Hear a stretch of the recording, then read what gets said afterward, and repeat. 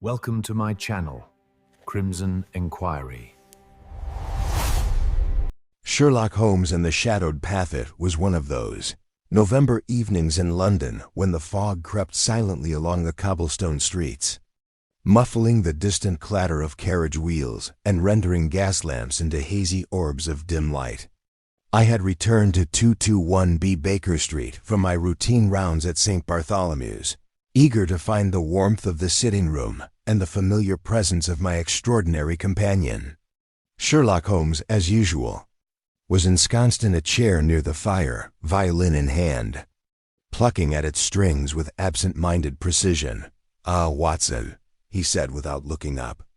"You have that expression, the one which suggests that you have encountered some minor medical curiosity, or perhaps a commonplace domestic scandal.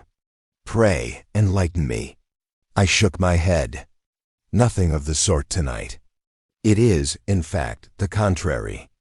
I had a most ordinary day, and yet I am in the mood for intrigue, as if the city itself conspires to offer it."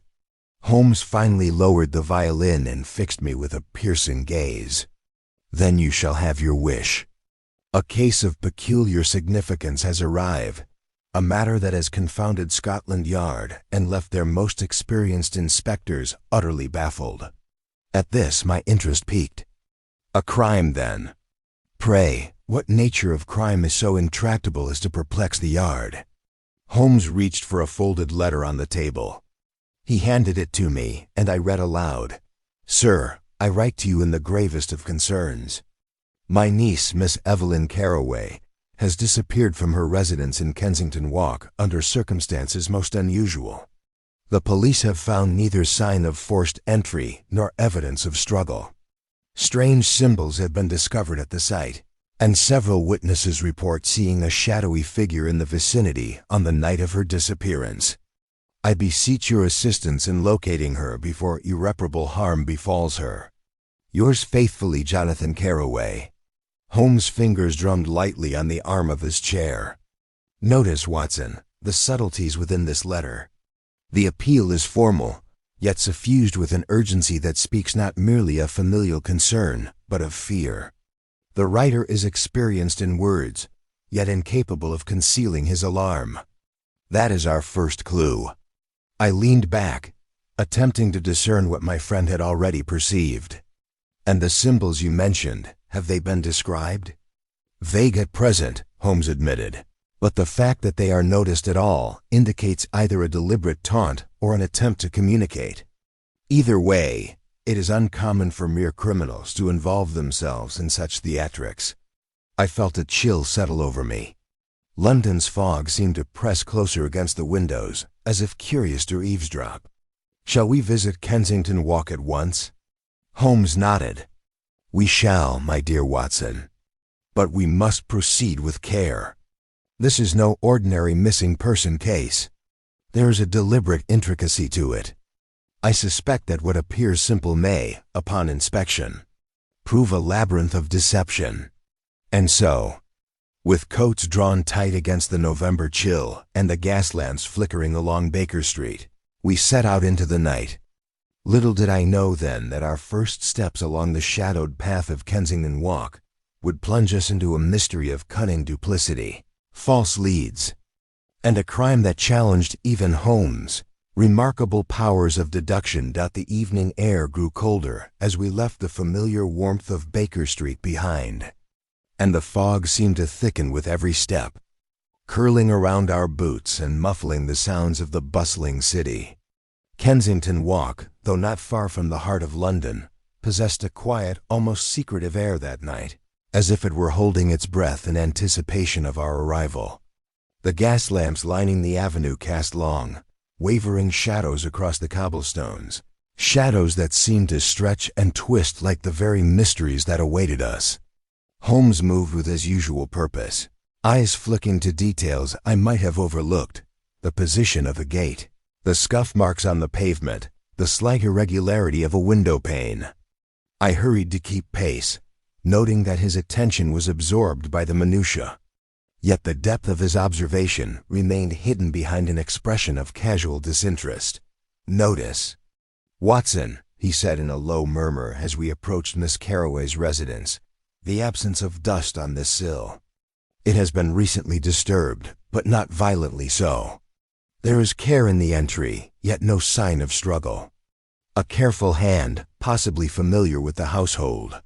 His finger traced a faint streak along the window ledge, one that I would never have recognized as significant. "Compare this to the marks upon the garden path.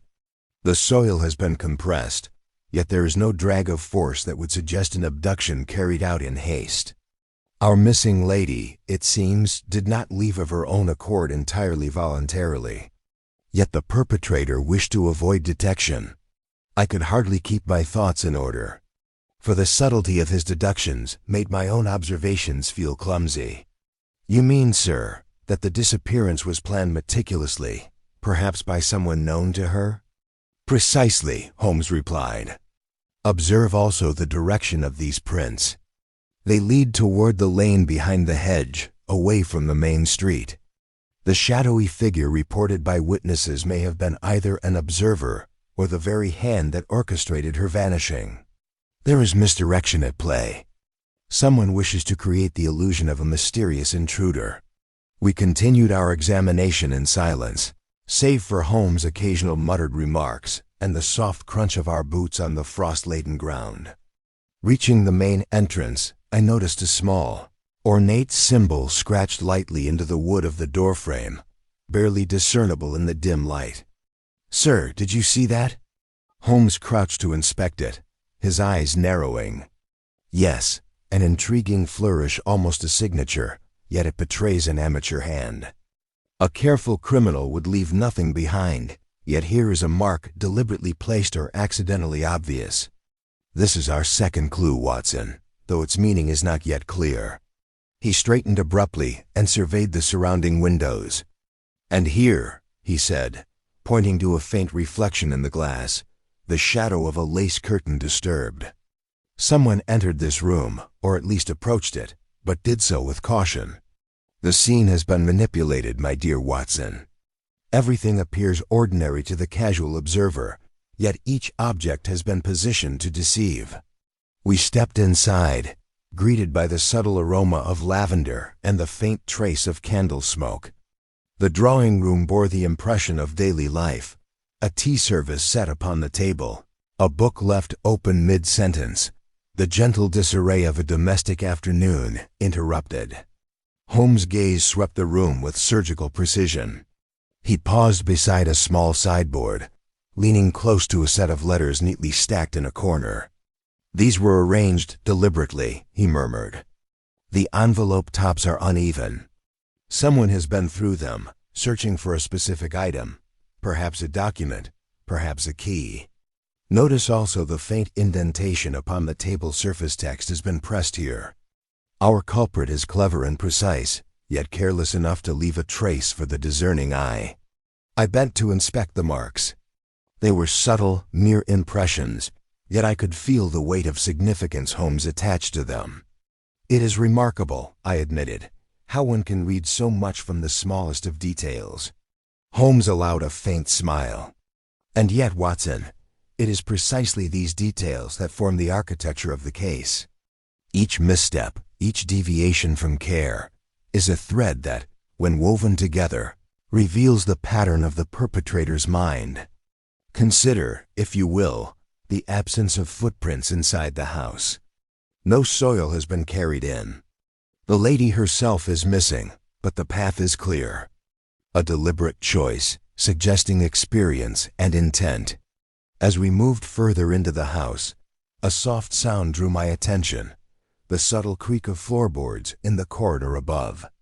Holmes halted, listening intently. "Someone is present," he whispered. "Not our lady, but another figure. Perhaps a servant or a witness left behind. We must tread carefully.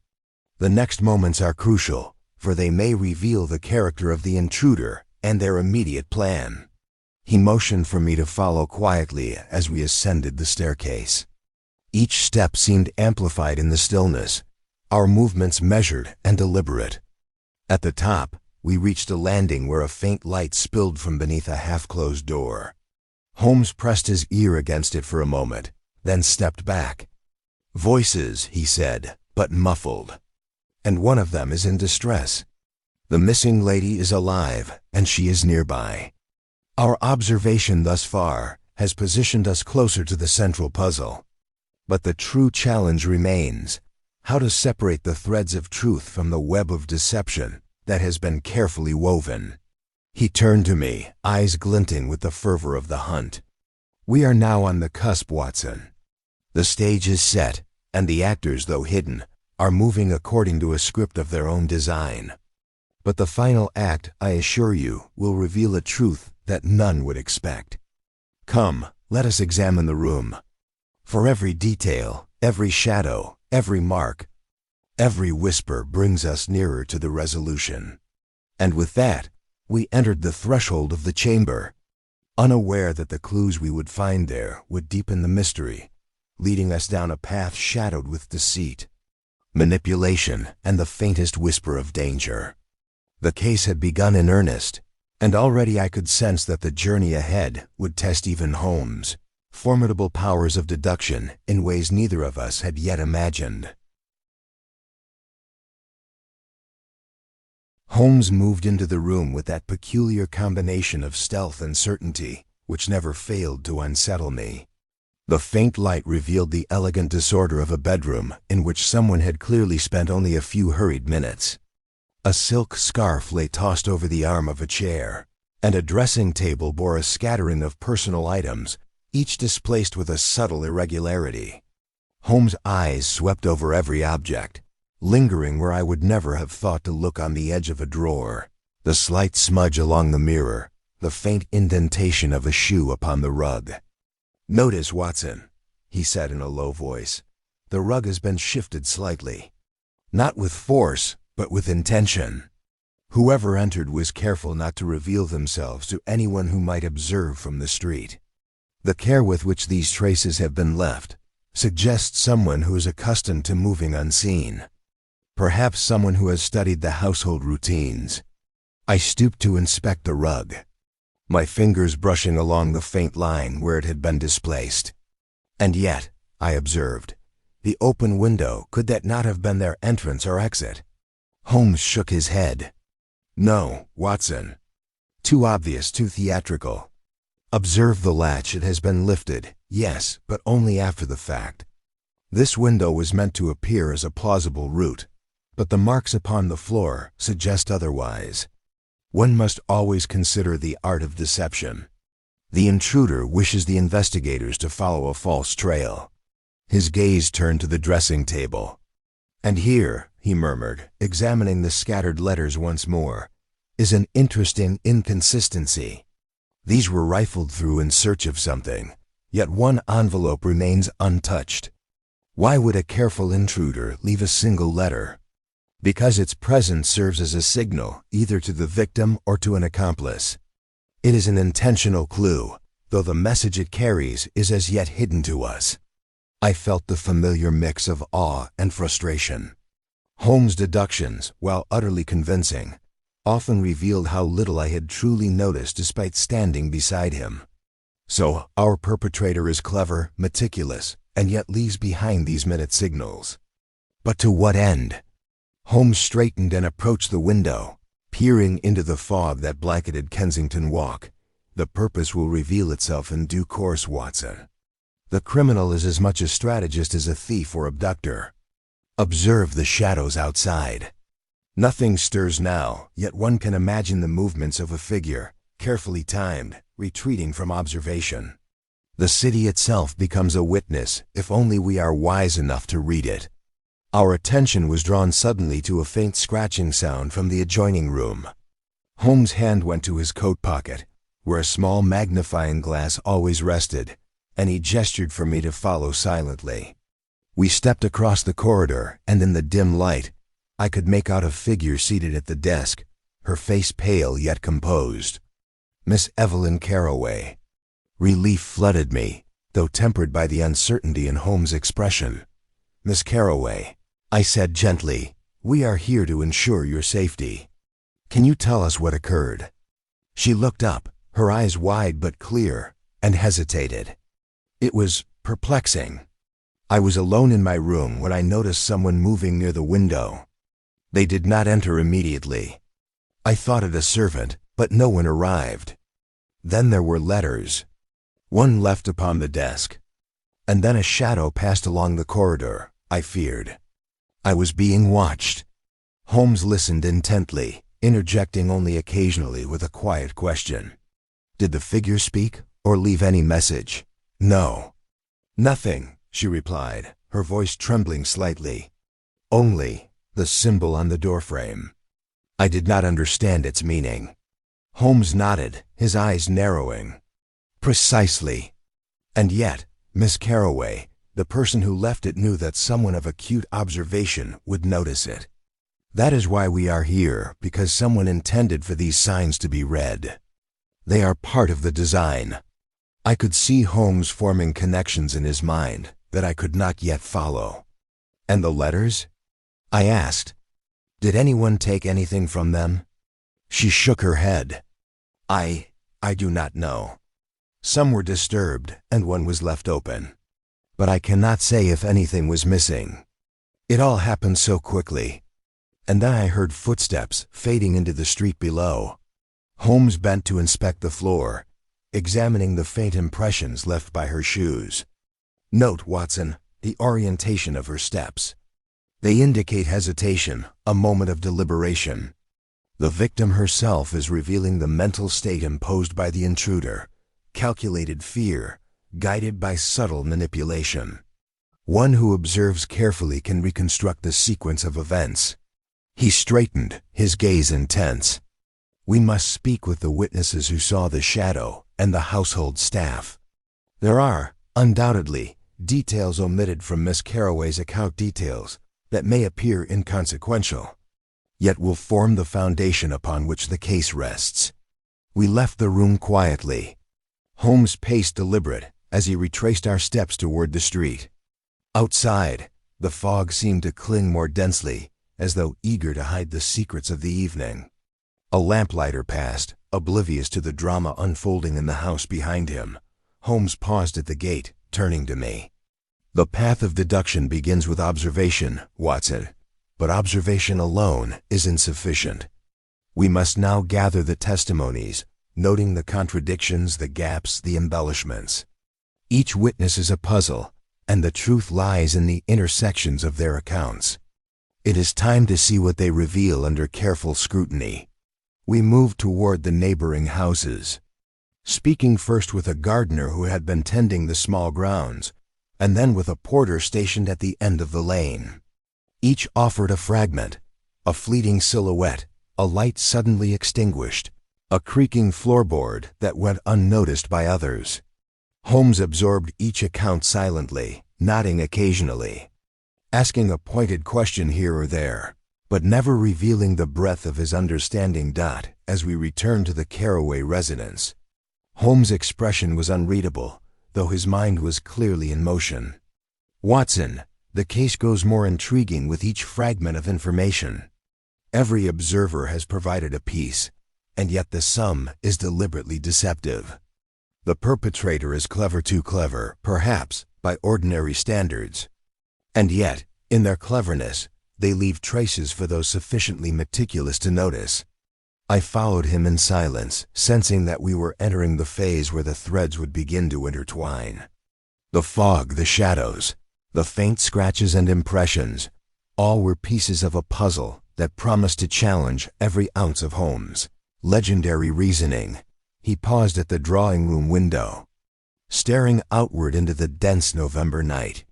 "We are on the brink, Watson," he said softly. "The shadowed path extends before us, yet every step has its purpose. Observe keenly and remember, in cases such as this, what is unseen is as important as what is revealed. Patience, precision, and perseverance, these will illuminate the truth." And so, with Miss Carroway safe, but the mystery far from solved, we prepared to trace the next layer of deception, each clue guiding us deeper into a carefully constructed labyrinth of misdirection, hidden motives, and a puzzle that would demand every subtlety of Holmes' extraordinary skill. The following morning brought with it a gray, oppressive light that seemed determined to merge with the lingering fog of the previous evening. Holmes and I made our way to the offices of the Kensington precinct. Intent on reviewing the initial reports filed by Scotland Yard, the streets, slick with the remnants of an early frost, reflected the diffuse glow of gas lamps, giving the city an eerie, dreamlike quality. Holmes walked with his habitual purposeful stride, hands clasped behind his back, eyes continually scanning the facades and alleyways as though invisible actors might emerge at any moment to reveal further secrets. Inside the precinct, Inspector Lestrade awaited us, hunched over a series of documents spread across a battered oak table. The man looked weary but alert, as though the case had taken a toll on both his patience and his composure. "Ah, Mr. Holmes, Dr. Watson," he said, rising. "I'm glad you've arrived. The situation has left us rather baffled, I must admit. We've taken statements from neighbors, the house staff, and a few passers-by who claim to have glimpsed a shadow. But nothing conclusive has emerged." Holmes nodded thoughtfully, his eyes narrowing as he scanned the notes. "Indeed, the ordinary methods of observation are insufficient here. Every witness has seen only fragments, yet each fragment is deliberately misleading if not interpreted correctly. Our first task, therefore, is to discern which elements are genuine and which are designed to misdirect." Lestrade leaned forward, gesturing to a folder. "The most consistent account comes from a Mrs. Fenwick who lives 2 houses down. She reports seeing a figure cloaked in black loitering near the Carroway residence at roughly 11 in the evening. The figure appeared to vanish, though she claims to have heard a faint tapping at a window. It was, she says, as if someone were signaling the household from outside." Holmes' gaze sharpened. "A classic misdirection, Watson. The signal is intended to suggest external involvement, a mysterious intruder, yet the absence of forced entry points elsewhere. It is far more likely that the figure Mrs. Fenwick observed was either an accomplice acting undercover or, perhaps, a purposeful red herring intended to draw attention away from the true method of ingress." I furrowed my brow. And yet the window itself bore signs of being manipulated. How can we reconcile that with your theory? Holmes tapped a slender finger against the table. "Consider the timing, Watson. The movement at the window coincided precisely with Miss Carroway's own notice of a shadow. This synchrony suggests orchestration. Observe, too, that the marks upon the sill are inconsistent with ordinary climbing or external entry. Whoever was responsible has knowledge of the household routines and, more importantly, the perception of anyone who might be watching." Lestrade interjected, his tone slightly defensive. "We also have statements from the staff maid, cook, and butler alike. None of them saw anyone enter or exit, yet all report odd disturbances, letters out of place, minor disarray in the drawing room.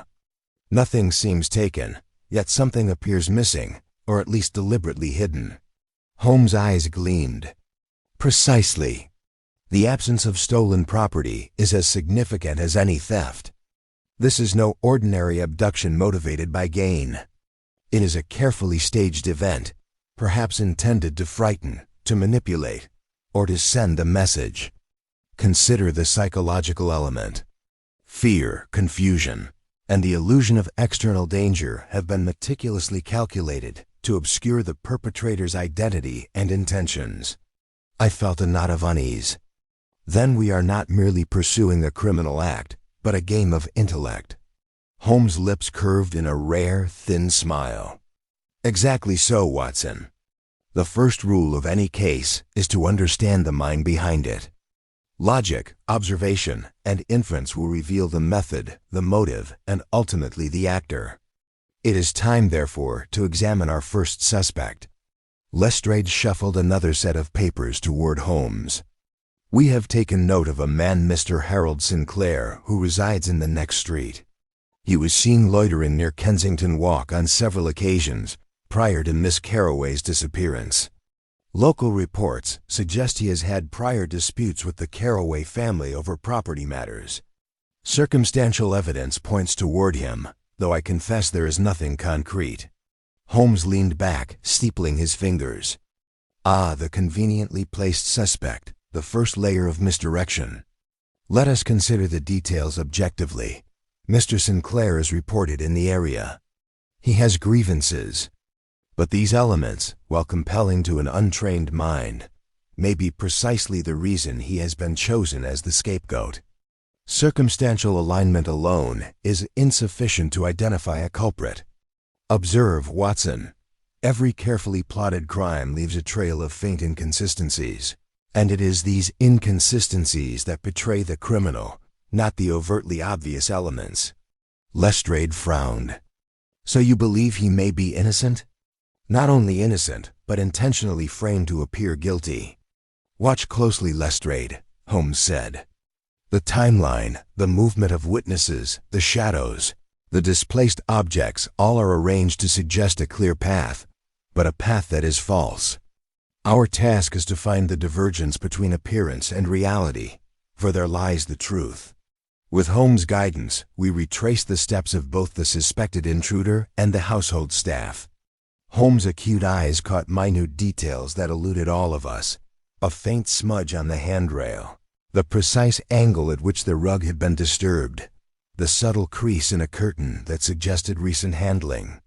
Each observation was catalogued mentally, woven into a tapestry of deductions that only he could perceive fully. By late afternoon, Holmes announced that he wished to visit Mr. Sinclair personally.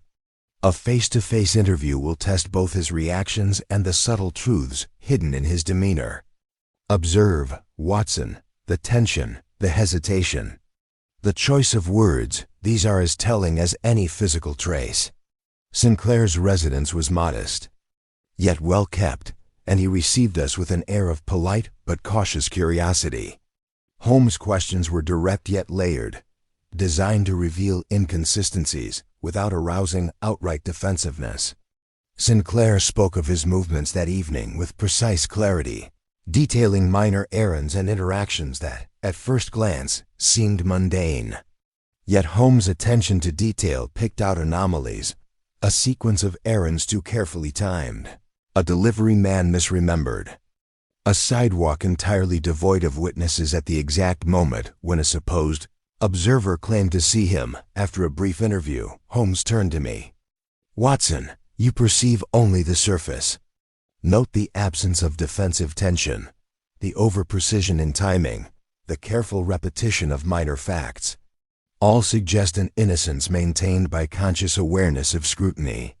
The true culprit, by contrast, would rarely maintain such poise without inadvertently betraying themselves elsewhere.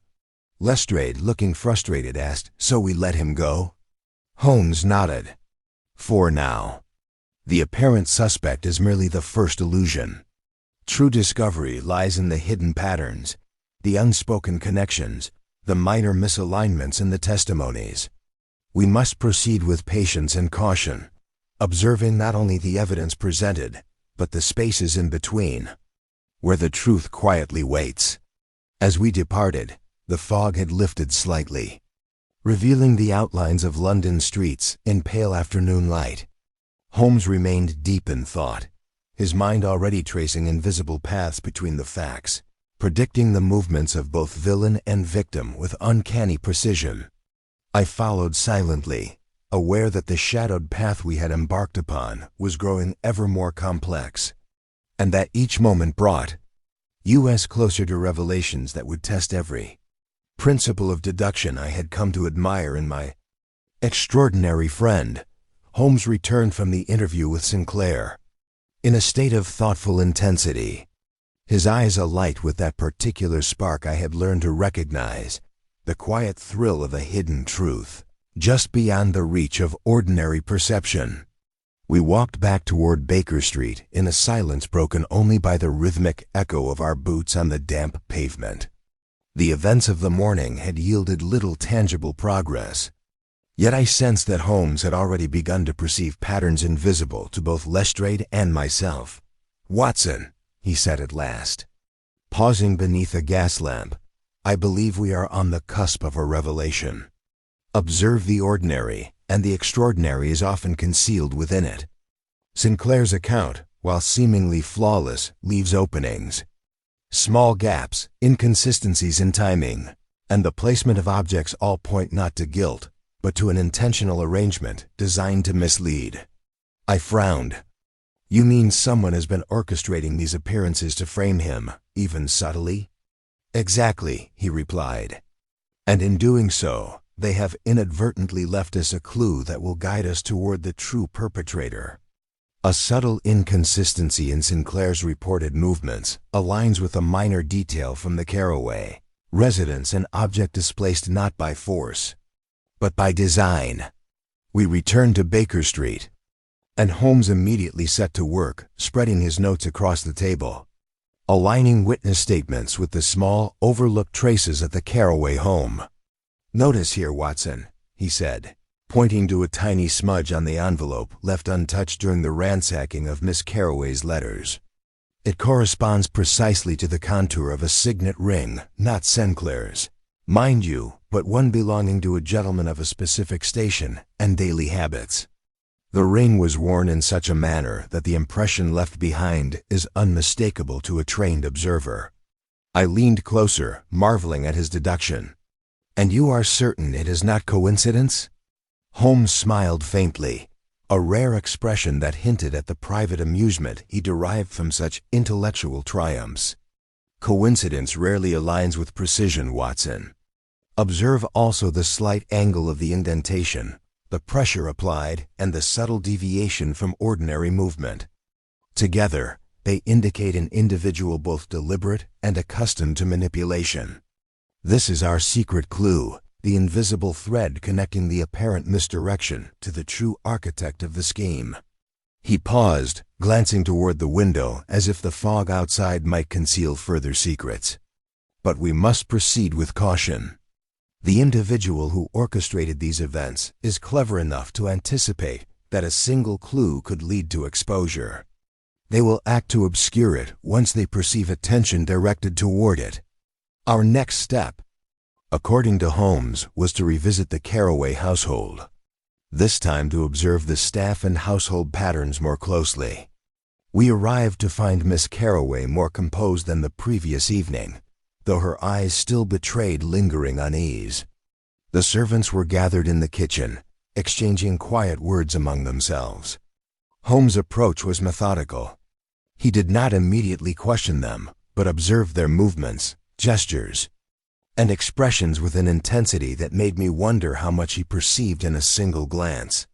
"Good morning, Miss Caraway," Holmes began gently. "I trust your night was restful?" "Yes, thank you, Mr. Holmes," she replied, "though I confess the events of yesterday weigh heavily on my mind." Holmes inclined his head. "Naturally. And yet, the details you provide, however seemingly trivial, are invaluable. May I observe your staff briefly, if you will permit it?" Miss Caraway nodded, and Holmes moved quietly among the maid, the butler, and the cook, noting everything, the way the maid's hands trembled slightly while arranging teacups, the careful avoidance of eye contact by the butler, the subtle arch of the cook's eyebrow when discussing the arrival of a morning delivery. Each movement was catalogued and cross-referenced with known routines and prior statements. "Watson," Holmes murmured as we moved aside, "observe this subtle duplicity in body language. The butler claims to have been in the pantry when the letters were disturbed, yet the positions of the footprints indicate a trajectory inconsistent with his account. The maid reports seeing nothing unusual in the corridor, yet her hands bear traces of dust and smudges consistent with someone having handled papers hastily. These are minor details, easily overlooked, yet they are the sinews connecting our secret clue to the broader design of the abduction." I felt the familiar thrill of insight, though it was dim compared to Holmes' complete understanding. "So the staff are not necessarily complicit. but their observations or omissions may be manipulated. Precisely, he replied. The perpetrator relies upon the predictable human tendency to notice only the overt. Every observer, every witness, every participant has been gently guided toward misperception. The true architect of this crime has used ordinary people as instruments of misdirection. But even instruments leave residue for those attuned to detect it. Holmes' focus shifted suddenly to the windowsill where Miss Carroway had first observed the shadow. He crouched to examine the faint scratches and the imprint of a shoe sole. The shadow witnessed by Mrs. Fenwick, he said thoughtfully, was staged. The marks correspond not to a singular movement, but to repeated, deliberate actions intended to suggest multiple presences. Our secret clue, the signet ring impression, aligns with these movements. Whoever left it understood both the need for deception and the psychology of those who might observe. This is an intellectual crime as much as it is a physical one. Miss Carroway watched silently, her expression a mix of apprehension and curiosity. Holmes rose and regarded her kindly. Rest assured, Miss Carroway, you were never in immediate danger. The goal was never to harm, but to create a scenario in which fear, misdirection, and subtle manipulation would serve a larger purpose. The details we are uncovering now will soon lead us to the individual responsible.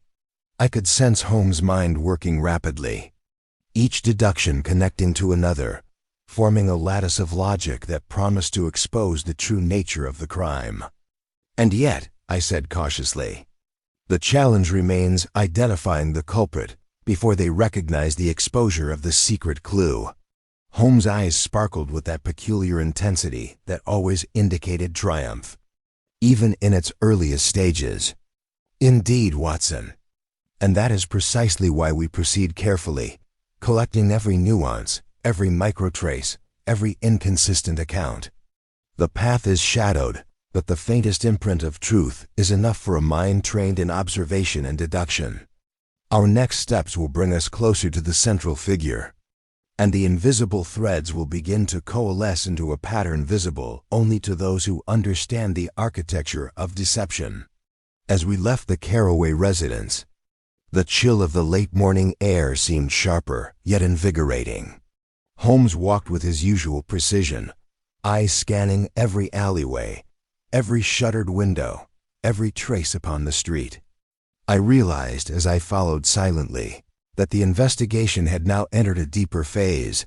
The secret clue had been identified, and from it, the path to the real perpetrator could be traced. But I also understood that each step along this shadowed path would require vigilance, patience, and an unwavering attention to the smallest of details. For the mind behind the crime was clever, deliberate, and far more devious than either Lestrade or I could yet comprehend. The late afternoon sun had begun its slow descent behind a haze of London fog, casting a muted glow across the streets as Holmes and I returned to Baker Street. The city, quieting after the bustle of the day, seemed to breathe with an undercurrent of anticipation, as if aware that the invisible threads we were following were drawing tighter around a hidden truth. Holmes, unusually contemplative, moved with measured steps, hands clasped behind his back, eyes constantly darting to minutiae that would have escaped any ordinary observer.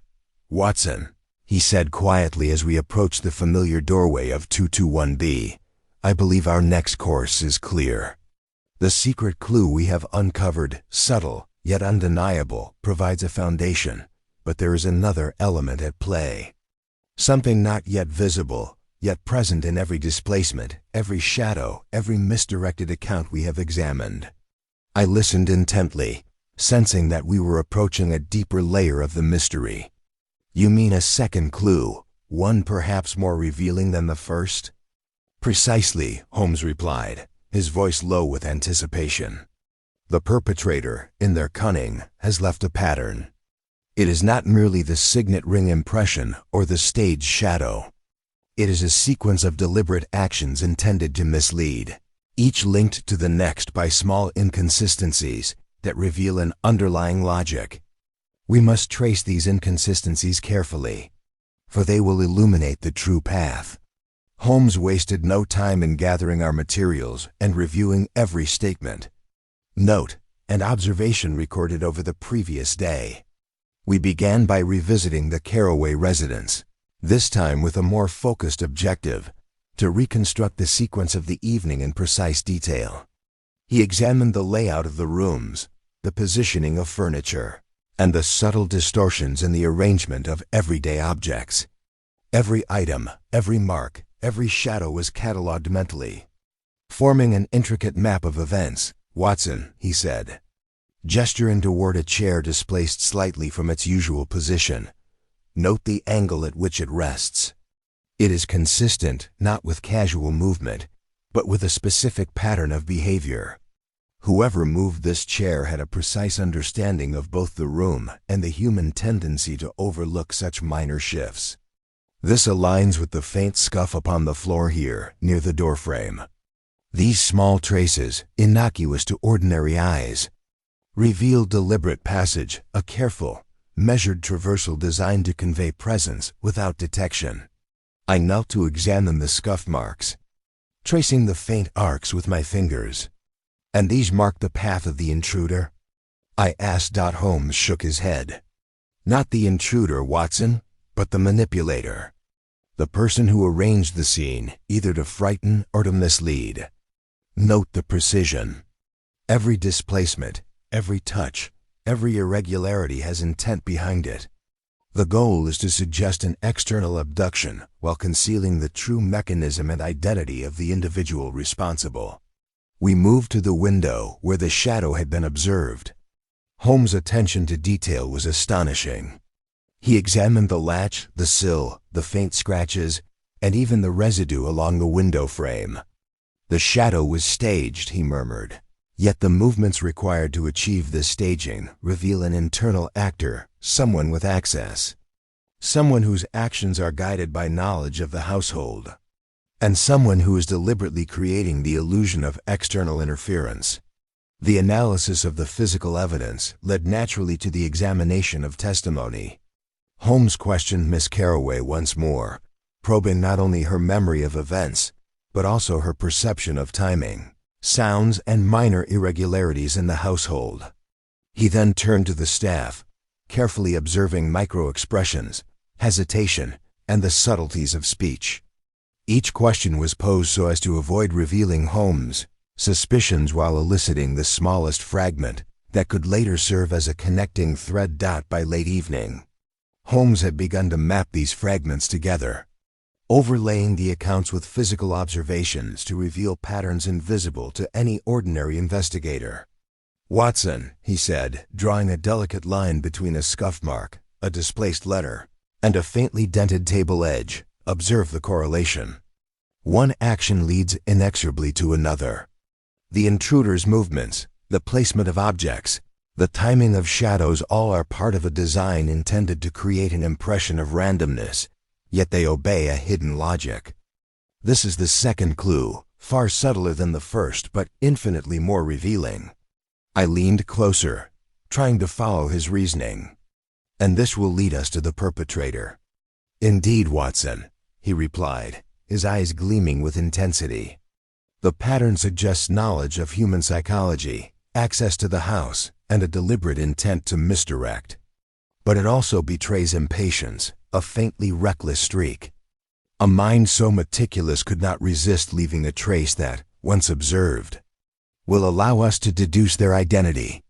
Holmes then produced a small magnifying glass and examined the floorboards near the doorway leading to the corridor. The faintest indentation caught his attention. "Notice this, Watson. The depression in the wood aligns perfectly with the weight and gait of an individual trained in deliberate movement. But the offset in angle, the subtle drag along the edge, indicates the person was compensating for something. An awareness of observation, perhaps, or a slight distraction. These are the smallest details, yet they contain the key to understanding motive, method, and identity."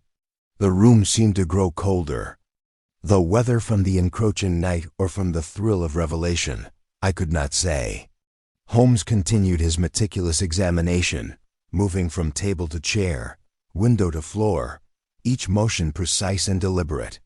"We are now in possession of the second clue, Watson," he said at last. "It is this clue that will allow us to pierce the veil of misdirection and begin to see the true sequence of events."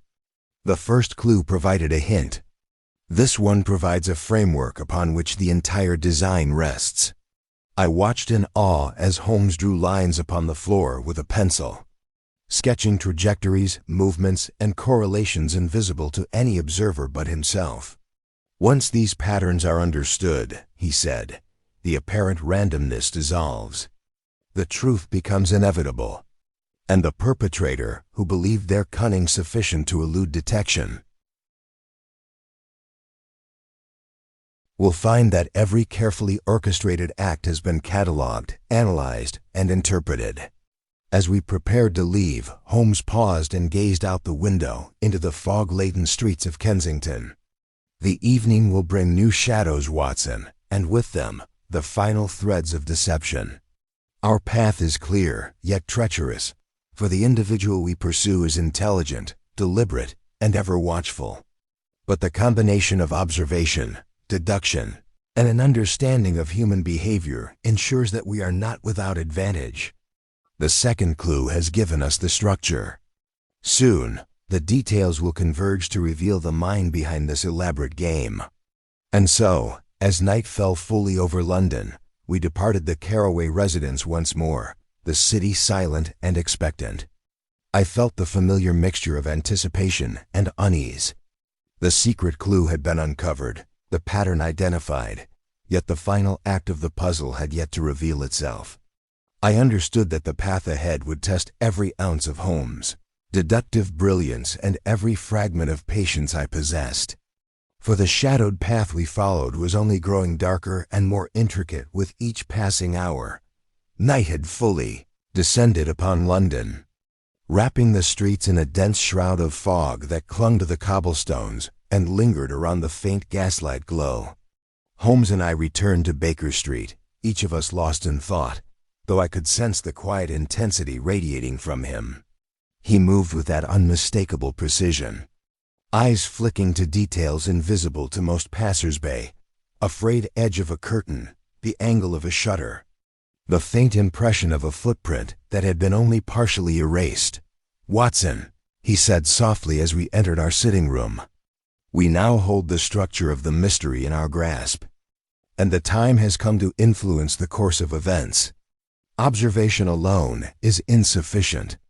We must manipulate the circumstances so that the individual responsible for these calculated disturbances is compelled to reveal themselves." I frowned slightly, uncertain. "You intend to set a trap, sir?" "Not a trap in the conventional sense," he replied. "Rather, a strategic arrangement that will exploit the criminal's overconfidence. Every architect of deception leaves themselves vulnerable in their anticipation of how others will respond.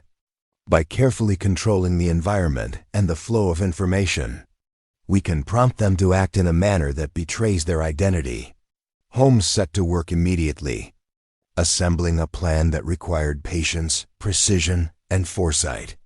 He began by revisiting the Caraway residence, explaining to Miss Evelyn the necessity of small, controlled movements and deliberate observations. She watched in a mixture of apprehension and fascination as Holmes demonstrated how seemingly mundane actions could either conceal or reveal information. "The perpetrator is clever, Miss Caraway," he explained. "They have manipulated your environment to create fear and confusion, but they cannot anticipate every variable. Our task is to introduce subtle variables-controlled disturbances, carefully timed signals that will provoke an instinctive response. Once the individual believes they are acting unseen, their own designs will betray them."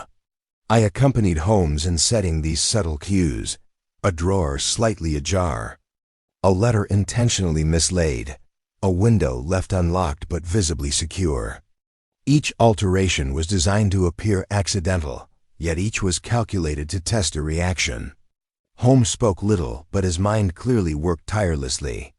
mapping potential responses and contingencies with mathematical precision. As evening deepened, we returned to 221B. Holmes paced brisk, his eyes alight with anticipation. "Watson," he said. "We now wait, observing without interference. The mind behind these events is trained, deliberate, yet human. Every carefully measured action is driven by psychology as well as cunning. The moment will come when instinct overrides calculation, and the truth is revealed." We spent hours monitoring the house from a discreet distance, noting the slightest flicker of movement behind drawn curtains or the muted creak of floorboards in the hall. Holmes' acute observation caught every nuance: the subtle hesitation of a shadow crossing a room, the precise timing of footsteps, the pattern of light and reflection across glass panes. He made meticulous notes, drawing connections between these fleeting impressions and the second clue we had uncovered the day before. Around midnight, a figure finally emerged, moving with deliberate care, but betraying signs of familiarity with the household. Holmes' eyes followed the movements closely, noting not only the trajectory but the subtle inconsistencies, the hesitations, the small miscalculations, the very traces we had prepared as prompts. "Observe, Watson," he whispered. "The perpetrator is engaging precisely as anticipated. Their own knowledge, their own expectation of secrecy, compels them to act. Every action we have provoked is being followed. Yet they remain unaware that they are being read as an open book." I followed Holmes' gaze, my heart quickening as the figure approached the letters we had intentionally displaced. The shadowed visitor paused, glanced around with exaggerated caution, then reached for the papers, handling them with a delicacy that belied a nervousness beneath the exterior of control. Holmes leaned closer to me, voice a mere whisper. "Notice the hesitation, micro-expressions, subtle overcompensation. The individual believes their cunning shields them, yet they are responding instinctively to stimuli we have introduced. This is the moment when logic, observation, and psychological insight converge to expose the truth." The figure's movements became more deliberate, almost theatrical, as if attempting to recreate the act we had predicted. Holmes' eyes gleamed. "And there, see the imprint left upon the table edge? The pattern aligns perfectly with the signet ring we observed, yet it is amplified by nervous repetition. The perpetrator has betrayed themselves through overconfidence, through the predictable human need to manipulate while concealing. That, Watson, is the final clue. It completes the web." I could scarcely believe the precision of his reasoning. "So we know who it is, merely from observation and anticipation?" Holmes nodded. "Indeed. The careful orchestration, the subtle indicators, the timing all point unequivocally to a single individual. Their method of deception is brilliant, yet the perfection of its execution is their undoing. A mind so meticulous cannot resist leaving traces, and when provoked in a controlled environment, those traces become unmistakable." We followed the figure silently as they moved through the house, each step confirming Holmes' deductions. The shadow paused before a small side room, the door slightly ajar, and entered. Holmes motioned for me to remain hidden while he approached with measured caution. Within the room, illuminated faintly by the gaslight, was the final piece of evidence, a collection of objects and letters arranged with the same deliberate irregularities we had observed elsewhere. Each element was an echo of the psychological manipulation, the design intended to mislead. And the second clue we had uncovered now formed an irrefutable pattern. Holmes exhaled softly, a rare moment of satisfaction crossing his features.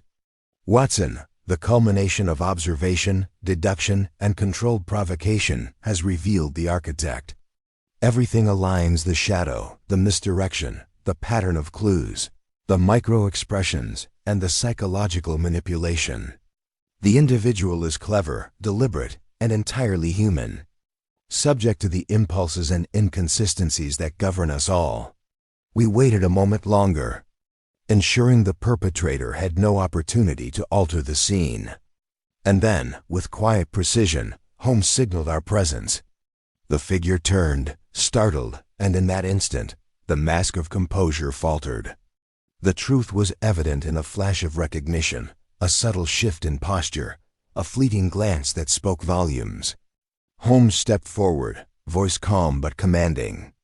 "Your actions have been observed, analyzed, and understood. The web of deception you have woven is now fully exposed." The confrontation was brief but illuminating. Every detail of the abduction, the careful staging, the psychological manipulation, and the false leads all were laid bare by Holmes' methodical strategy. The perpetrator, realizing the inevitability of exposure, could offer no satisfactory denial. The culmination of patient observation, carefully orchestrated cues, and precise anticipation had brought the mystery to its tipping point, and the shadowed path had finally begun to reveal the light of truth. Holmes turned to me with that characteristic glint of satisfaction. "Watson, the final act approaches.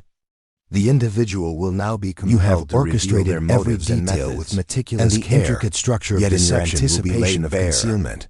The culmination of logic, pattern, deduction, and controlled observation, the sequence of events, the movements of shadows, and precision, the subtle displacements of objects, relief and all have betrayed your realizing that the seemingly chaotic events of the past days had been anything but random. Every shadow, continued, every undisturbed.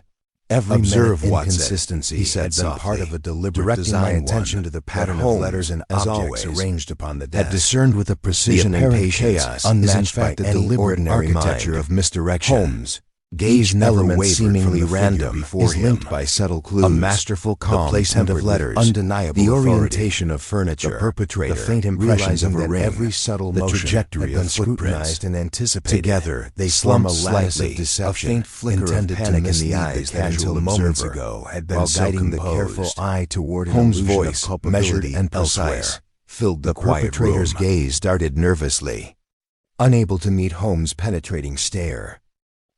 They began, but Holmes cut them off. "No interruption is necessary. You have constructed an environment to instill fear, to manipulate perception, to fabricate a narrative of external threat. Yet your own psychology, your instinctive tendencies, betrayed you. The slightest hesitation, the repetition of certain motions, the overcompensation in gesture, these are the cracks through which truth escapes. The secret clue, the signet ring impression, was but the first thread. The second clue, the pattern of movements and inconsistencies, has now revealed the entirety of your design." I watched in awe as Holmes moved about the room, reconstructing the night's events with exacting detail. "Consider the timeline," he said, pointing first to the window and then to the displaced chair and scuffed floorboards. The shadow observed by Mrs. Fenwick, deliberately staged to suggest an external intruder, was executed with precise timing to coincide with Miss Carroway's attention elsewhere. The movement of objects within the room, carefully orchestrated, created a narrative of disturbance. Each action was intended to misdirect, yet in creating this false narrative, you left behind micro-traces, evidence of the true sequence, of your presence, and ultimately of your method. The individual shifted uneasily, realizing that every carefully concealed act had been catalogued and interpreted. Holmes' sharp eyes moved to the letters, highlighting the envelope left untouched. This envelope, deliberately left conspicuous, served as a signal. Its apparent neglect suggested oversight, yet the residue of a ring upon it and the angle of displacement reveals your hand. You intended to draw attention, to guide the observant to a false conclusion. In doing so, you inadvertently provided the key to your own identification. I could see the moment of comprehension in the perpetrator's eyes, the sudden realization that the web of deception they had so carefully constructed had been unraveled by a mind attuned to the minutest details. Holmes continued, his voice steady, each word building the chain of logic that left no room for denial. Your manipulation of the household staff, your use of environmental cues, your orchestration of shadows and disturbances, all were designed to obscure your identity. Yet they have left a pattern, Watson, a lattice of minutiae from which the observant mind may reconstruct the entirety of the event. The apparent chaos was never without structure. It was your own hand that betrayed you. The perpetrator, finally seeing that resistance was futile, slumped further, a shadow of their former calculated composure. I did not realize. They muttered, voice barely audible. Holmes nodded slightly. Indeed, you did not. Your intellect is considerable, but the complexity of the human mind and the consistency of human behavior cannot be so easily concealed. The microsignals, the inconsistencies, the slight overcompensations, they are universal, and they do not obey deliberate intent. One may attempt to orchestrate an illusion, but in doing so, leaves behind evidence that no casual observer may see, yet which cannot escape the trained eye of deduction. I felt a profound sense of admiration as Holmes' exposition continued, weaving together each fragment of observation into a seamless reconstruction of the night's events. From the initial displacement of letters to the scuffed floorboards, to the staged shadow and timed sequence of movement, every act served dual purposes, to mislead, and yet, inadvertently, to expose. And in this, Watson, lies the brilliance of methodical deduction. The carefully constructed narrative collapses when analyzed in conjunction with the evidence we have collected. Holmes turned to the perpetrator one final time. You will find, I trust, that justice may proceed swiftly. Scotland Yard, guided by careful observation and aided by circumstance, will ensure that the sequence of misdeeds is accounted for and adjudicated. Yet take note, your ingenuity, while impressive, could not withstand patient, logical scrutiny. Every pattern, no matter how cleverly concealed, eventually reveals the architect. I watched as Lestrade entered, summoned quietly by Holmes earlier. The inspector's eyes widened as he took in the scene, the pieces of evidence now arranged as Holmes had outlined. Good heavens, he exclaimed. It is all so clear now. Every discrepancy, every contradiction. It all fits. Holmes inclined his head, his expression one of quiet satisfaction. Indeed, Inspector. The case was never about brute force or overt evidence alone. It was a puzzle of observation, inference, and psychological insight. The perpetrator sought to misdirect, yet in doing so, created a series of clues so precise that their unraveling required only the application of rigorous logic. Miss Carroway, who had entered upon hearing the commotion, stood pale but relieved.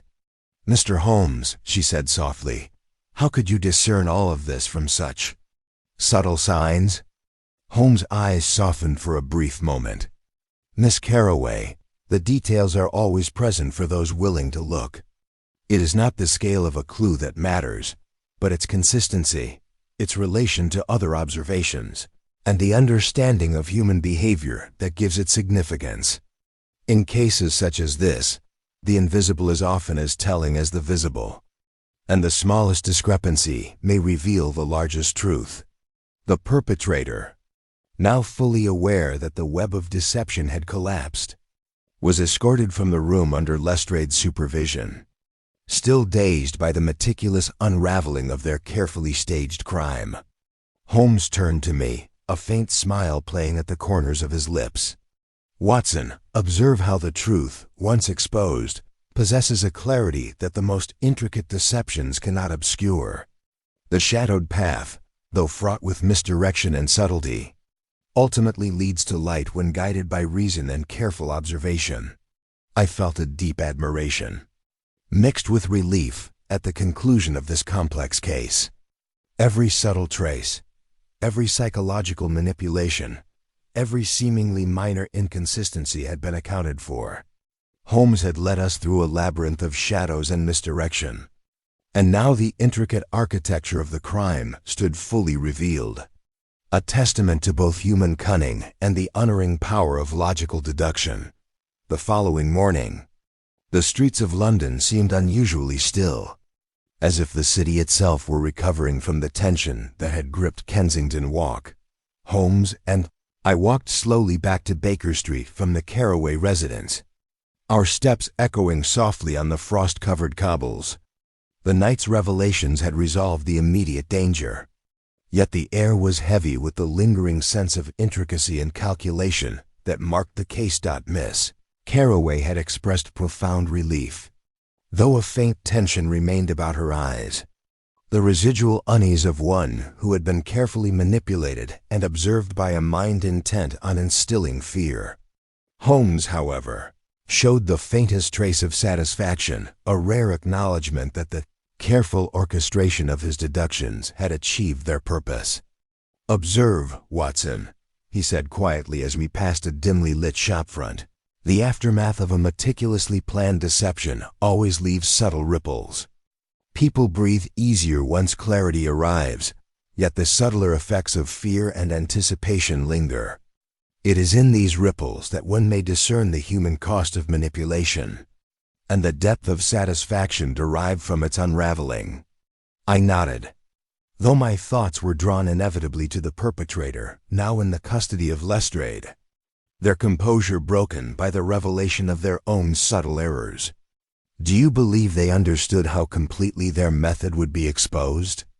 I asked. Holmes' eyes narrowed, his gaze traveling ahead, as though the answer lay not in the past, but in the hidden possibilities of the streets themselves.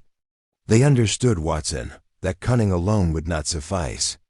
Yet they could not anticipate the precision of observation, the interplay of micro-details, or the inevitability of human instinct overriding deliberate concealment.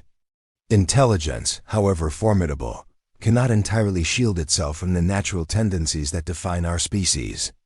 Their error was assuming control over circumstances that, by their very nature, resist total domination." We arrived at Baker Street, and Holmes immediately moved to review his meticulous notes. Each observation, every microtrace, and every subtle misalignment of evidence had been catalogued with exacting care. "Consider the sequence, Watson," he said, spreading out sketches and annotations across the table. "From the initial displacement of letters to the staged shadow, each action was intended to convey a narrative of external intrusion. Yet the faintest inconsistencies, the scuff marks, the ring impressions, the misaligned furniture formed a lattice invisible to untrained eyes but fully legible to deduction. These traces, when read collectively, reveal not only the actor but the design, the method, and the psychology that drove it." I leaned in, examining the overlays of maps, diagrams, and timelines. "It is remarkable, Holmes, how the smallest details can overturn what appears obvious to all others. The careful misdirection, the false lead to Sinclair was masterful, yet entirely predictable once one understands your method." Holmes smiled faintly. "Predictable, yes, for those who appreciate the subtle regularities of human behavior. Every deception relies upon the observer's assumptions and biases. By manipulating expectation, the perpetrator guided witnesses, the household, and even Scotland Yard into a series of false conclusions. Yet the truth is resilient, Watson. It persists in the minutiae, waiting for the trained eye to uncover it." Our discussion was interrupted by a quiet knock at the door. A clerk from Scotland Yard entered, bearing a small collection of official correspondence. "Inspector Lestrade requests your review, Mr. Holmes," he said, laying the papers on the table. Holmes examined them briefly. "Ah, the formalities of justice now catch up with artful deception," he murmured. "The case is sufficiently documented, and the evidence we have collected ensures that prosecution will proceed with clarity. Yet even in this procedural closure, it is instructive to note how human oversight can allow the smallest details to guide outcomes more decisively than grand gestures or apparent force." I felt a sense of calm descend, tempered by admiration. The case had been resolved, yet it left an impression of depth beyond the mere apprehension of a criminal.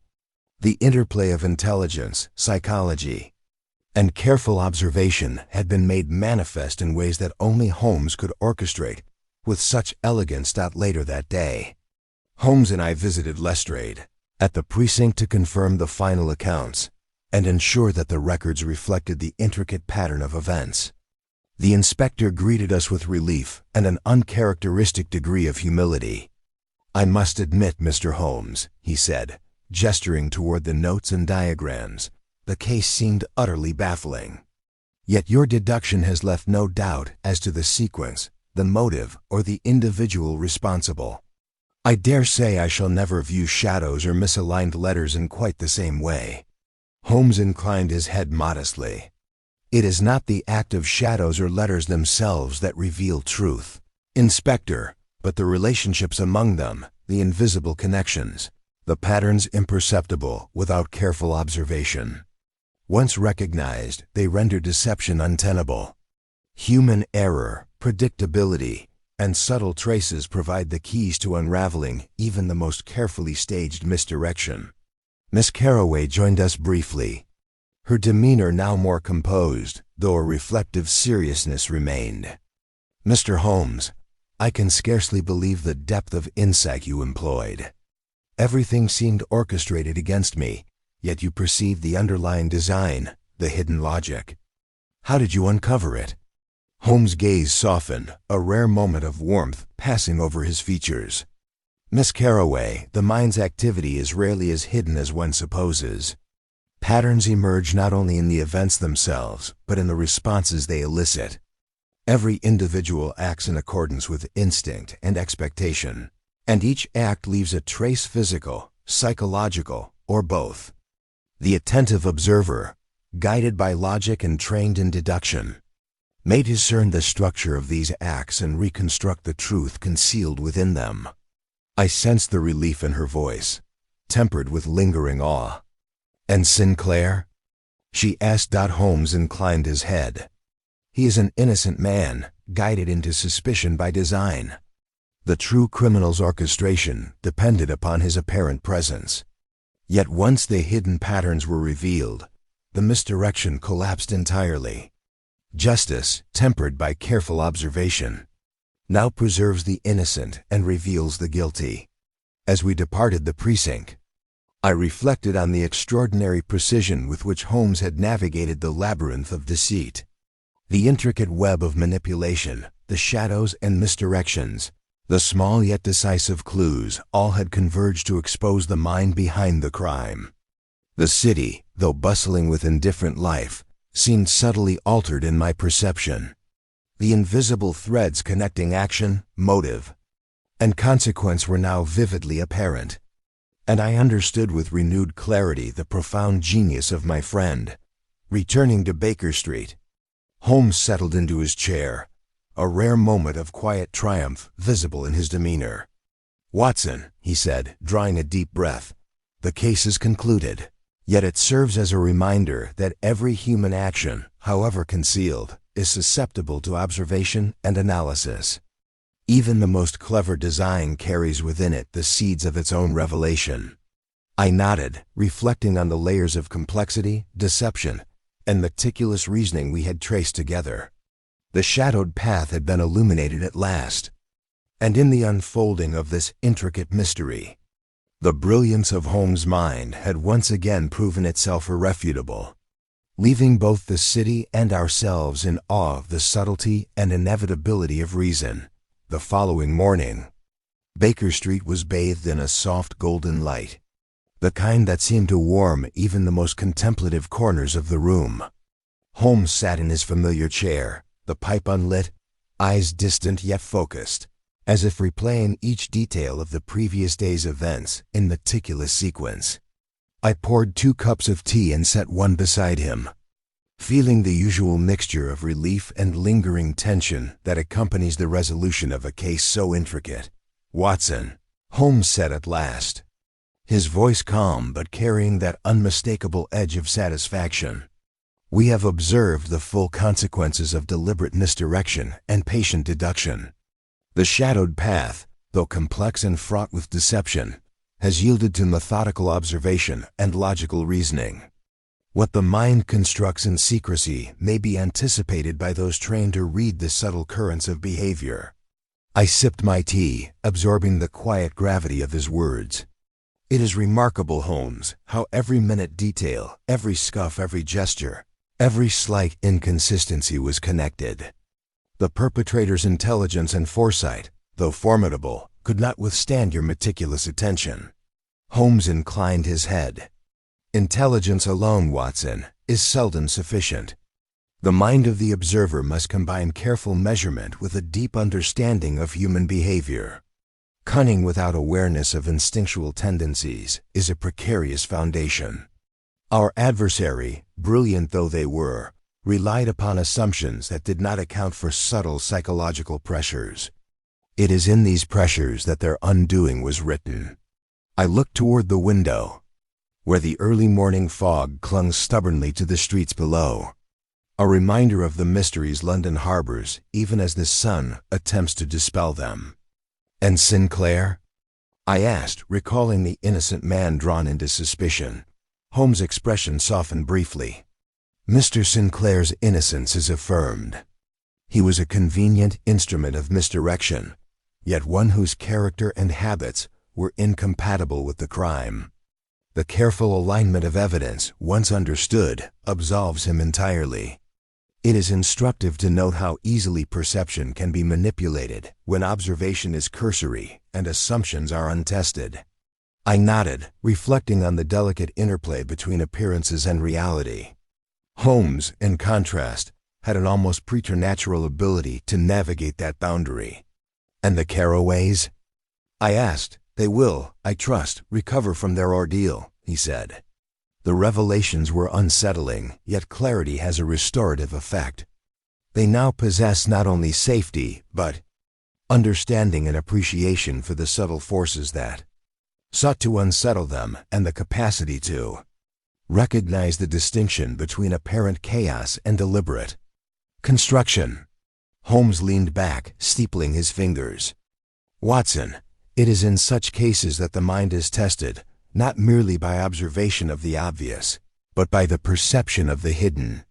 Every trace, however minor, every human reaction, however fleeting, is a fragment of a larger pattern. Our task is to assemble these fragments into a coherent structure. The elegance of deduction lies not only in identifying the truth, but in perceiving how every component, however inconspicuous, contributes to the whole. I considered his words, marveling at the layers of reasoning that had led to the apprehension of the true culprit. It is almost as though the complexity of the mind itself must be navigated as carefully as the events of the crime. I said. Holmes' eyes twinkled with that rare hint of warmth. Precisely, Watson. The labyrinth of motive, method, and circumstance demands both rigor and patience. The shadowed path we traversed was obscured not merely by deliberate misdirection, but by the assumptions inherent in human observation. When the observer relinquishes preconceived notions and applies systematic analysis, the path, though obscure, becomes illuminated. Every deception carries within it the seeds of its own revelation. We sat in companionable silence for a time, the faint hum of London outside mingling with the subtle creaks and sighs of the old building. The city moved on, indifferent to the resolution of one small but intricate drama. Yet I felt the significance of what we had witnessed, the profound interplay of intellect, observation, and the inexorable logic of human behavior. Holmes rose suddenly, stretching with that peculiar elegance that belied both intensity and fatigue. And now, Watson, we may consider this case concluded, though the lessons remain. Observe always, deduce with patience, and trust in the constancy of human tendencies. The criminal may conceal, misdirect, and fabricate, yet truth endures within the pattern of actions and consequences. The shadowed path is illuminated by reason, and no amount of cunning can entirely evade the light of scrutiny. I rose as well, feeling a deep sense of closure.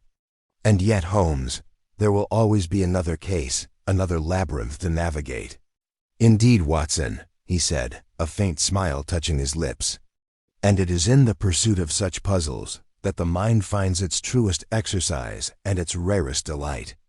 Each case, though unique, is a testament to the constancy of deduction, the resilience of observation, and the inevitability of logic. We walk a shadowed path, yet the path itself guides those prepared to read its hidden signals. As the morning light strengthened, washing the room in a steady glow, I reflected on the extraordinary journey of the past days. The web of misdirection had been intricate, yet Holmes' methodical reasoning had rendered it transparent. The interplay of subtle clues, psychological insight, and patient observation had brought clarity out of complexity, justice from deceit. Holmes, once more seated, picked up his pipe, though did not yet light it, and regarded me with that piercing gaze that always seemed to see both the immediate and the invisible. "Watson, let us remember, the world of human action is rarely simple. Yet it is always governed by patterns, however faint, however obscured. The observer who perceives these patterns possesses the key to understanding events, motives, and outcomes. The shadowed path need never be feared. It need only be approached with careful reasoning and steadfast observation." I nodded, understanding not merely the resolution of a single case, but the enduring principle that guided Holmes' remarkable mind, that no deception is so perfect, no misdirection so complete, that it can withstand the patient, disciplined application of logic and the unwavering attention to detail. And so, as the city continued its indifferent rhythm outside, we settled into the quietude of Baker Street, the mystery behind us, yet the lessons lingering like faint traces of light upon a once shadowed path, a testament to intellect, observation, and the enduring power of deduction. The case of the shadowed path was concluded, the truth revealed, and once more, the brilliance of Sherlock Holmes' mind had illuminated a world often cloaked in deliberate obscurity. Though the shadowed path case had formally concluded, Baker Street remained steeped in an unusual tension, a quiet residue left by the intricate web of deception we had unraveled. Holmes sat by the window, gazing out at the narrow streets below where the London fog still lingered in patches, a ghostly echo of the mystery we had just resolved. I meanwhile attempted to record every nuance of the final resolution in my journal, yet found that no words could fully capture the meticulous precision of Holmes' deductions or the delicate interplay of observation, logic, and human psychology that had led to the culprit's exposure. Holmes finally stirred, leaning back in his chair, pipe unlit but fingers tracing the rim of the bowl absent-mindedly. "Watson," he said softly, "though the principal actors in this drama have been accounted for, there remain subtleties worthy of note. The manipulation of environment, the selection of cues, the timing of psychological pressure, all these elements formed a composite that could easily have been overlooked by even the most attentive observer. Yet these are the aspects that define the true depth of a case, where intellect meets human instinct in a precise crucible of deduction." I closed my journal and regarded him. "You mean the residual patterns, the ones that did not directly reveal the culprit, but contributed to the overall structure?" "Exactly," he replied, eyes sharp yet reflective. "Every scene, every movement, every reaction leaves a faint trace. Even after the resolution, these traces persist in subtle shifts in behavior, lingering uncertainties in the minds of the affected, and the alignment of evidence that may still be interpreted by a trained eye. Consider, Watson, that most cases conclude with the arrest or the restoration of order. Yet few account for the broader spectrum of influence, the psychological footprints, the unconscious signals that continue to guide perception even after the immediate threat has passed." As he spoke, a soft knock echoed at the door. Mrs. Hudson entered, bearing a letter addressed in a delicate, unfamiliar hand. Holmes took it with interest, breaking the seal with care.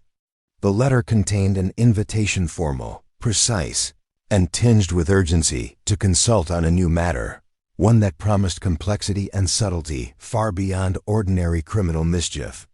Holmes read it in silence, then glanced at me with a gleam that suggested both anticipation and curiosity. "Watson," he said, voice low, "observe how the world presents continuous opportunities for deduction. One case resolves, yet another immediately manifests. There are always threads left unpulled, subtleties that persist beyond the immediate narrative.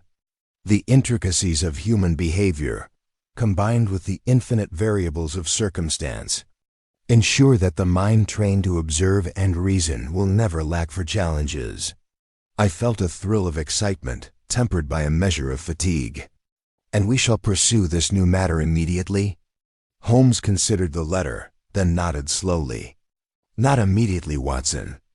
Observation requires readiness, and deduction is most potent when the mind is unburdened and keen. We must review all details carefully, discern the key points, and anticipate the interplay of hidden motives. The shadowed path has demonstrated the value of patience, precision, and strategic manipulation. These lessons will serve us well as we approach the next enigma." The morning waned, the fog slowly dissipating to reveal the busy streets below, teeming with the indifferent activity of Londoners unaware of the intricacies that had recently unfolded within the walls of Baker Street. Holmes, in his customary fashion, resumed a careful examination of maps and notes, cross-referencing prior cases and noting patterns that might illuminate potential connections. His mind worked with relentless focus, dissecting human behavior, environmental cues, and the faintest traces of interaction with a meticulousness that left me simultaneously awed and exhausted. I could not help but reflect on the recent events, tracing each moment in my mind, the subtle misdirections, the deliberate yet flawed manipulations, the small but decisive clues that had revealed the true culprit. It became increasingly evident that the genius of Holmes lay not simply in observation, but in his ability to see the invisible patterns that underlay human behavior, the imperceptible tendencies that, when aligned, disclosed truth. Holmes spoke suddenly, breaking my reverie. "Watson, consider how the mind of the perpetrator attempted to impose control upon events. They believed their intelligence sufficient to override instinct and assumption.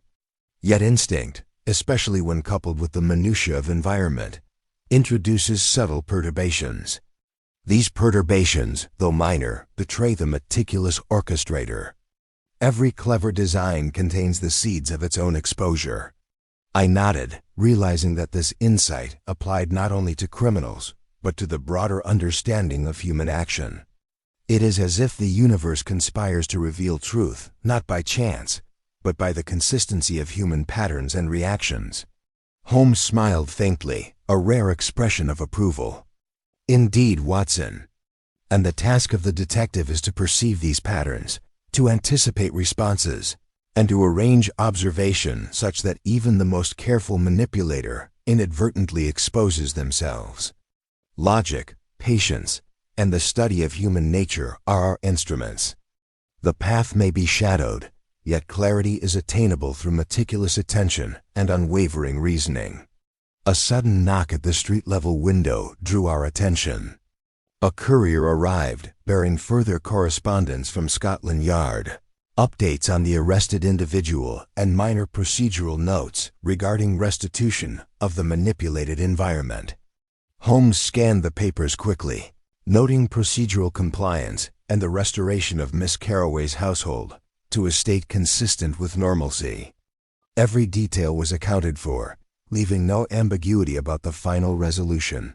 "Watson," Holmes said, folding the papers and rising from his chair, "our task in this matter is truly complete.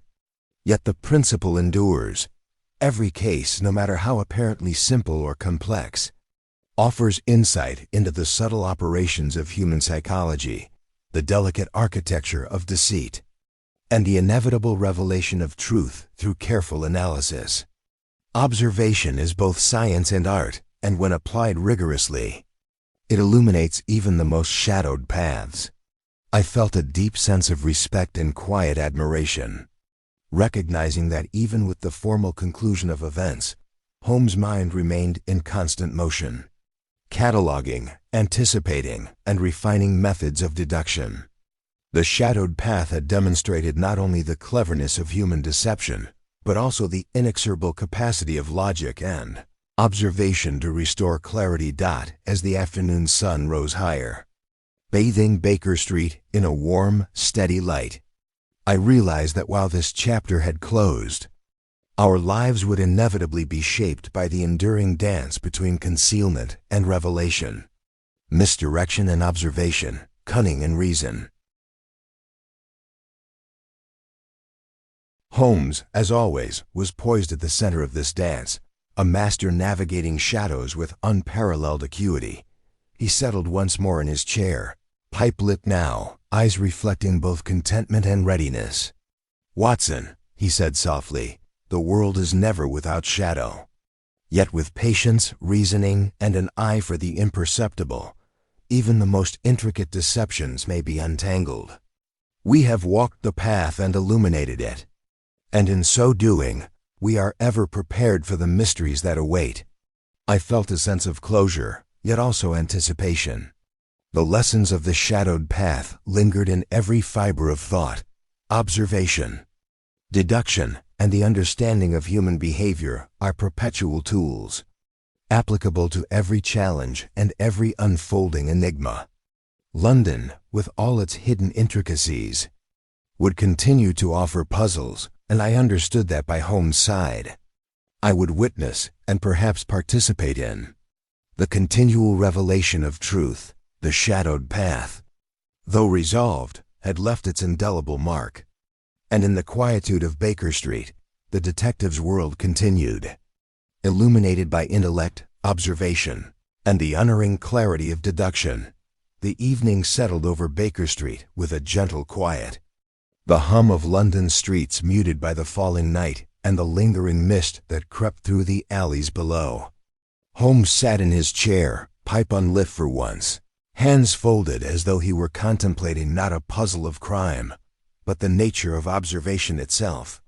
I, seated opposite him, found my pen idle, the narrative of the shadowed path already fully transcribed.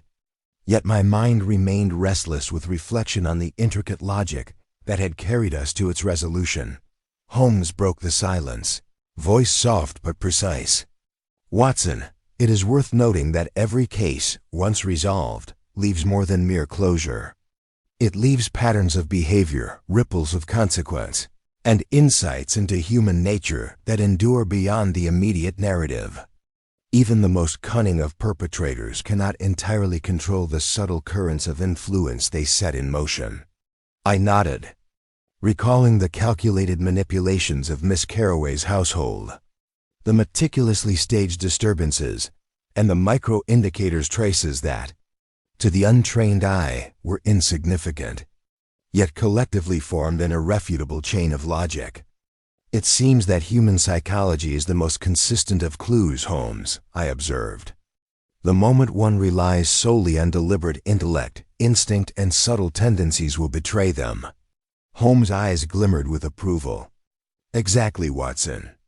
Intelligence is but a tool, yet it is human nature, with all its predictable inconsistencies, that ultimately governs outcomes. A clever mind may manipulate circumstance, but it cannot evade the fundamental truths of behavior, nor the consequences of its own expectations and anticipations." A soft knock at the door interrupted our meditation. Mrs. Hudson entered with a note delivered by an unhurried courier. Holmes broke the seal and scanned the contents quickly, a faint but unmistakable excitement crossing his features. The note was an appeal from an influential member of the city, requesting consultation on a matter delicate, complex, and potentially dangerous. Though no crime had yet occurred, the situation promised intrigue, the kind that demanded subtle observation and anticipatory reasoning. "Watson," Holmes said, folding the note carefully, "observe how opportunity presents itself even in the aftermath of resolution. The world offers a continuous flow of enigmas. The perceptive mind may step lightly from one to the next, employing lessons learned, refining techniques, and applying observation where intuition alone would fail.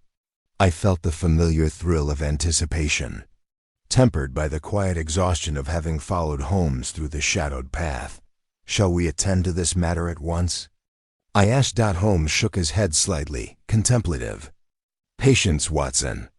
We must first assess what is known and what remains uncertain. We must anticipate variables and project potential outcomes before engaging. The art of deduction is as much in preparation as in execution.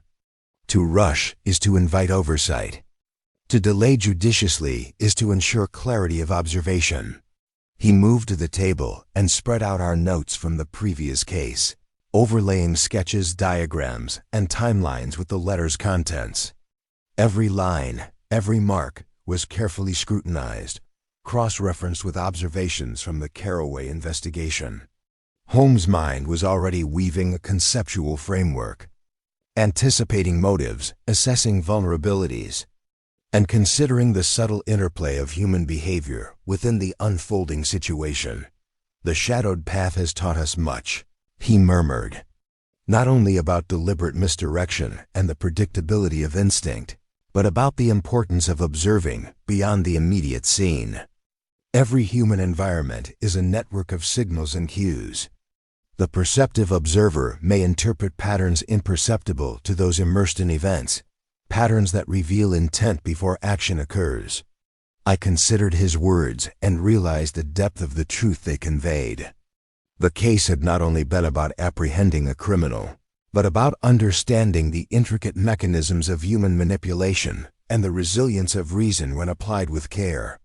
Holmes' insight into micro-behaviors, environmental cues, and psychological pressure had allowed us to anticipate the perpetrator's moves, compelling revelation through strategic orchestration rather than brute force. A clock chimed softly from the hallway, and Holmes rose, pacing the room with the deliberate, measured steps that always suggested both thought and anticipation. "Watson, the world is never static. Each shadow contains possibility. Each subtle change in environment carries information, and each interaction among individuals generates a pattern. Our role is to perceive, to deduce, and when appropriate, to guide events toward revelation. Observation is perpetual, deduction continuous.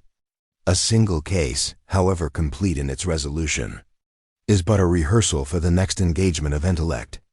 I felt a growing awareness that our lives, intertwined with London's endless mysteries, would forever oscillate between revelation and enigma. The resolution of the shadowed path, while satisfying in its clarity, was merely one demonstration of a principle that intellect, method, and psychological insight are ever poised against deception, chance, and human unpredictability.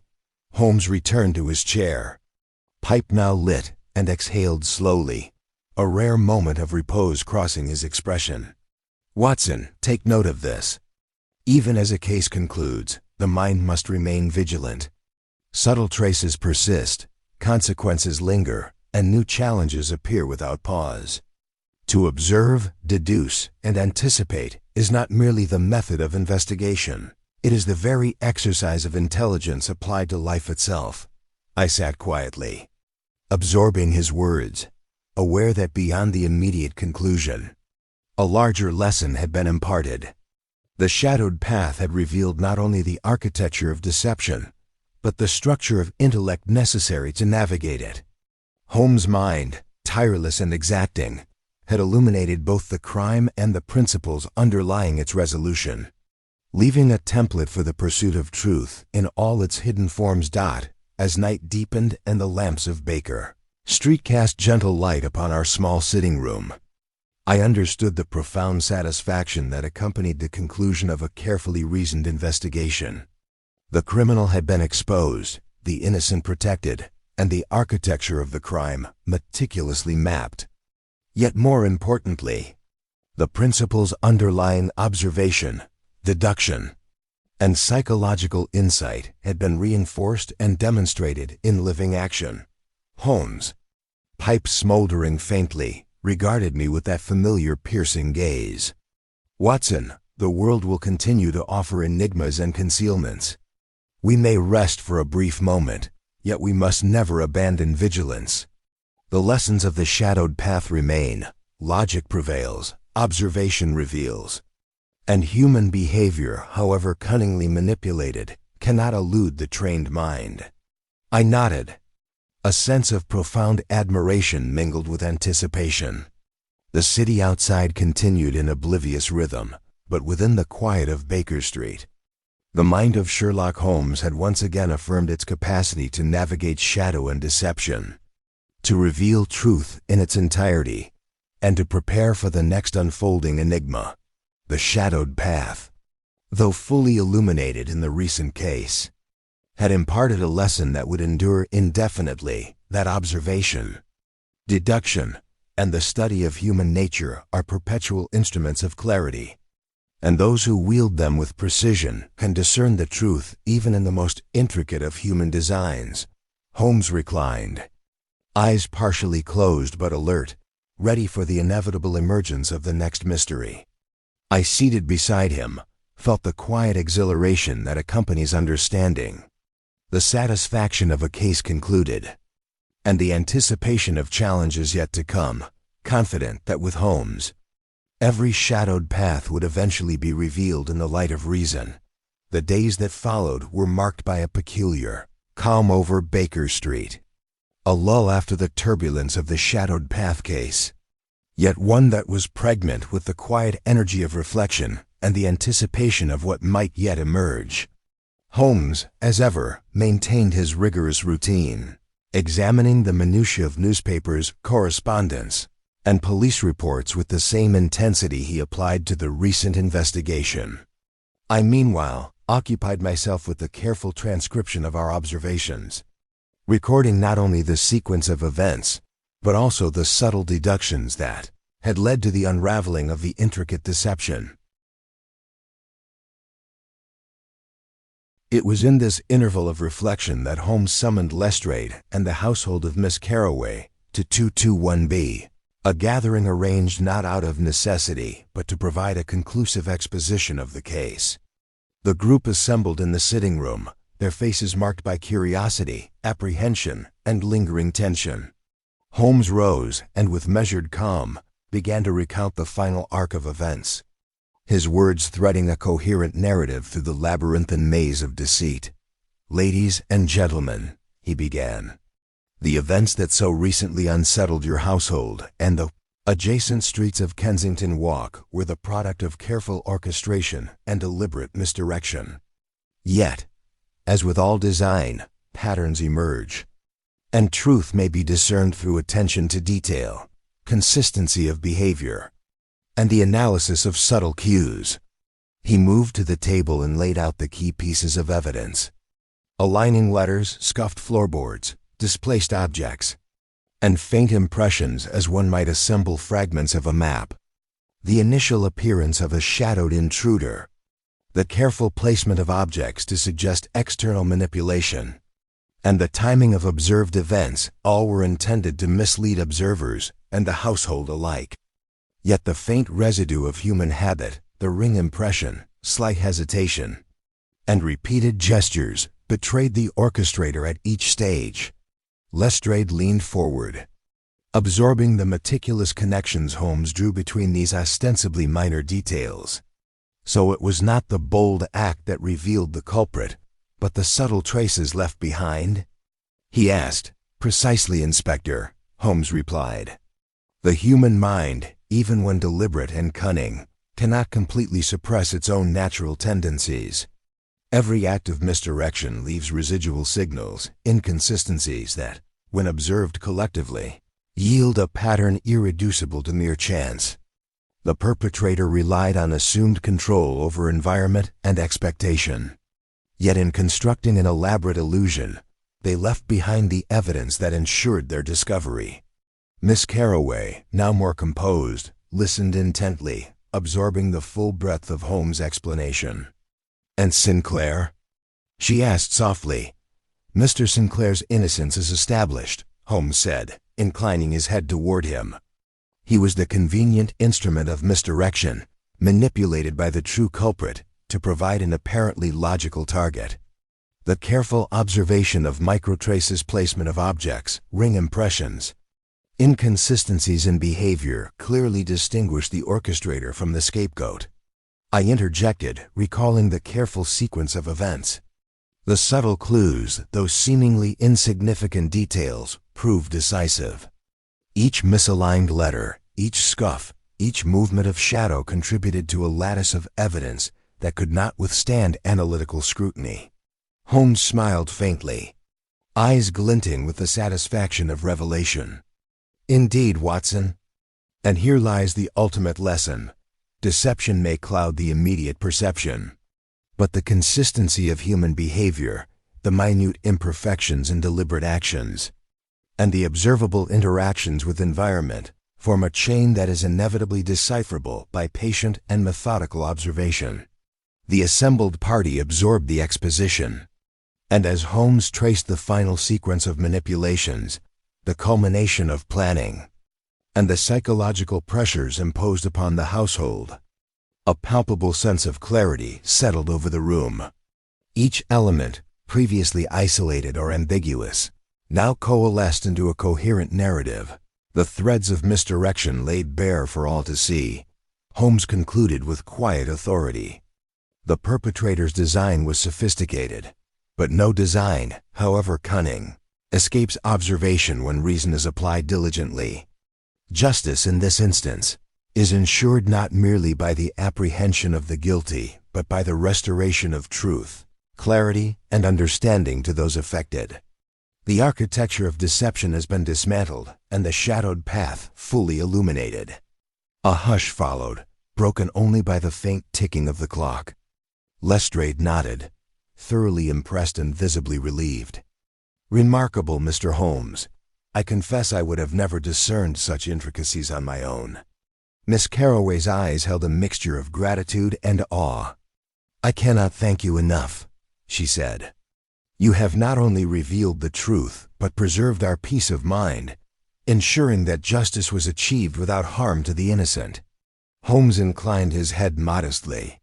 The mind, Miss Carroway, may obscure or mislead, but the truth endures within patterns, traces, and the subtleties of human behavior. Observation and reason, when applied rigorously, illuminate even the most shadowed of paths. It is for those trained to perceive, to deduce, and to analyze to restore clarity. I reflected silently on the case, struck by the elegance with which Holmes had navigated deception, orchestrated observation, and brought resolution. The shadowed path, once fraught with fear, uncertainty, and misdirection, had been traversed with patient, relentless logic, yielding understanding, justice, and a renewed appreciation for the subtleties of human action. Holmes settled back into his chair, lighting his pipe and regarding us with that familiar, almost imperceptible smile. Watson, Lestrade, Miss Carroway, he said softly, consider what we have learned. The world is rich with deception, yet every concealment carries within it the seed of its own exposure.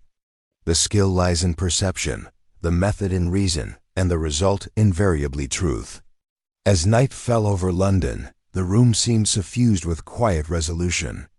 The mystery had been unraveled, the guilty exposed, and the innocent vindicated.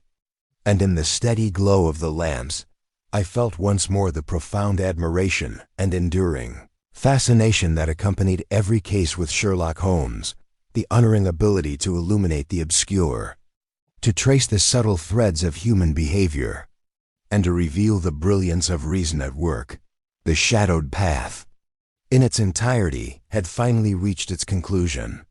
Justice, insight, and clarity prevailed, leaving behind not only the resolution of crime, but the enduring testament to the power of observation, deduction, and the unerring genius of Sherlock Holmes.